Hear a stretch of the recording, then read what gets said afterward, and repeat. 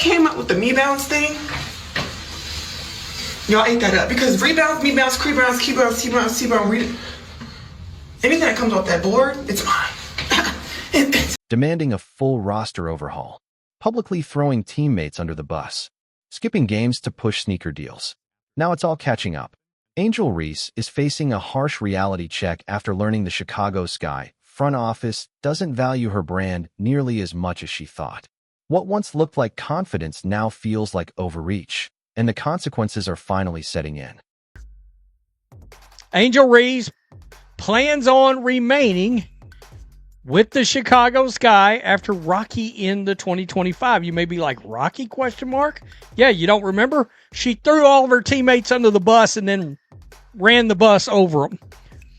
In that interview that came out, I think it was the Chicago Sun-Times. And her teammates, nah, they wasn't having it. The message couldn't be louder. By naming Camila Cardoso as Player of the Year, the franchise just delivered a cold, undeniable reality check. This wasn't just an award, it was a statement.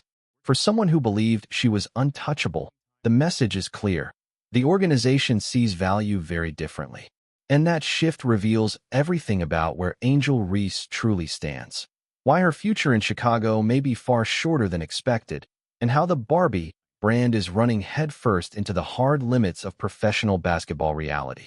Want to come back, or maybe she's decided I want to come back, but do the Chicago Sky actually want her back? So here's the real question. Should the Chicago Sky trade Angel Reese after everything that's happened? Let us know down in the comments. Because things are officially getting spooky in Chicago. And for once, the drama has nothing to do with a missed layup or a technical foul. The Chicago Sky finally stopped playing nice. They stopped managing optics. And instead, they told the world exactly who they value by naming Camila Cardoso their Player of the Year. Let that sink in.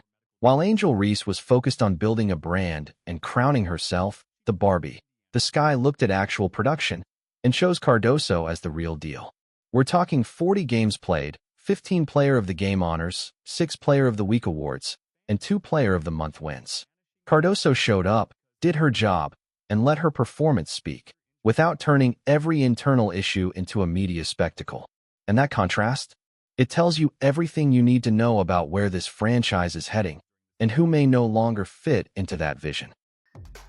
So, you see this right here. Camila Cardoso was named the Magellan Player of the Year. Chicago Sky. So she was named the Player of the Year right here for the Chicago Sky. Right? 15 times Chicago Sky Player of the Game. All right? 6 times Chicago Sky Player of the Week. 2-time Chicago Sky Player of the Month. I love this particular statistic. 40 games played. Woo! A lot can be taken from the 40 games played statistic, right? Because let's be honest, here's Angel. 30 games played. The timing of this announcement couldn't be more perfect. It dropped just days after Angel Reese went on a press tour with the Chicago Tribune, laying out exactly why she believes her current teammates aren't good enough. She told reporters that landing good players and great players was non-negotiable for her future with the team. Now imagine being in that locker room. You're a professional. You've put in years in this league. And a player who still hasn't developed a consistent jump shot is out here telling the world that you're the compromise, that the roster needs a full teardown to meet her standards. That's not leadership.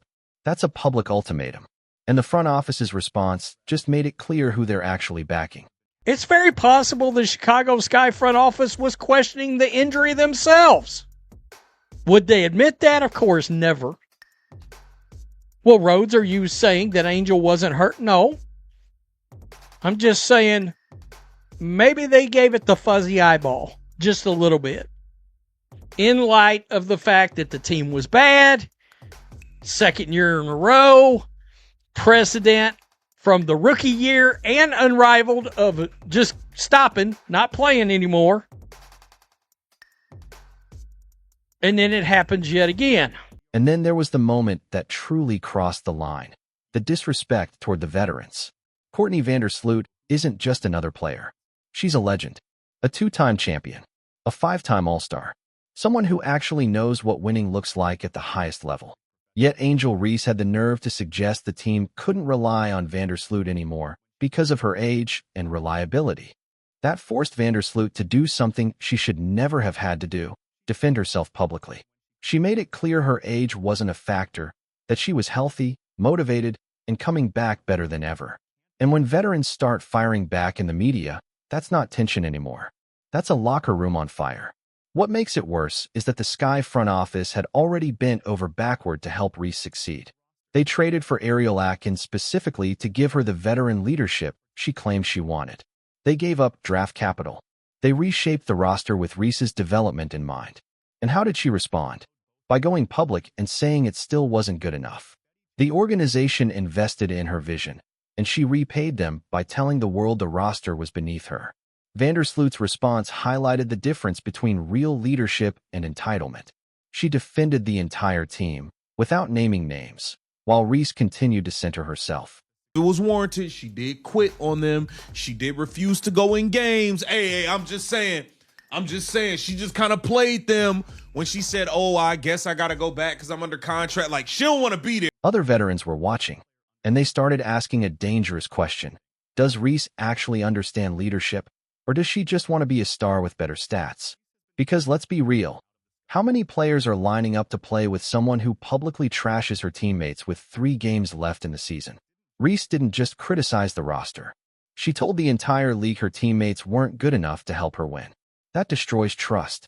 And without trust, championship culture is impossible. Then came the disappearing act.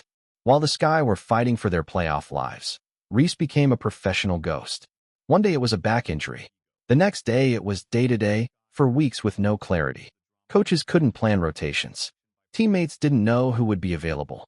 Preparation turned into chaos. And the injury narrative started to fall apart when people noticed what Reese was doing instead. She wasn't on the bench supporting her team. She was traveling to Indiana to promote her Reebok sneakers.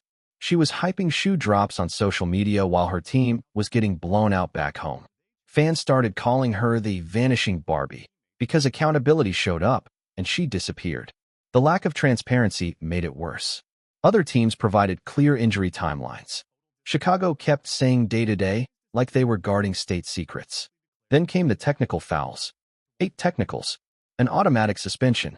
The final one came after she struck Aaliyah Edwards in the head while fighting for a rebound. The suspension hit right before a crucial matchup against Indiana, the exact game fans were waiting for. Once again, Reese's lack of control cost her team when they needed her most. Eventually, the Sky had no choice but to act. Reese was suspended for conduct detrimental to the team based on comments made during league-mandated media. The team handled it quietly, but the label said everything. She had crossed lines professional organizations don't tolerate. And here's the most uncomfortable truth of all. Chicago played better without her. The offense flowed. The ball moved. Possessions were cleaner. The chaos disappeared. Reese led the league in turnovers despite missing significant time. 101 turnovers in just 26 games. 20% of her shots inside 9 feet were blocked. The efficiency simply wasn't there. Teammates started questioning priorities. Reese demanded better players while being strategically unavailable herself. Veterans who had spent years building winning cultures watched her choose brand deals over team commitment. A players-only meeting had to be called just to address her comments, something that should never be necessary with a real leader. Rachel Bannum summed up the exhaustion perfectly. I just don't really care. I'm so over all this. Ariel Atkins, who was literally traded for Reese, admitted, we're aware of it. We're addressing it. Even head coach Tyler Marsh confirmed it was a top-down organizational issue. The locker room fractured because reliability is the foundation of team sports. Players need to know who's showing up. Coaches need to know who's available. Fans need to know their star actually cares about winning. Reese destroyed all of that. And while Chicago drowned in dysfunction, Indiana showed the league what real leadership looks like. Their star handled injuries with transparency, traveled with the team, supported teammates, praised their growth, and lifted everyone up publicly. That culture built chemistry. Chemistry built confidence. Confidence built wins. Indiana sold out arenas because fans weren't just watching a player. They were watching a team that loved playing together. Now compare that to Chicago. Reese has made it clear she wants out. But here's the kicker. Who's trading for that? Who wants a player who trashes teammates, skips games for brand deals, leads the league in turnovers, and demands blind loyalty? Her comments didn't just hurt the locker room. They poisoned the franchise's future.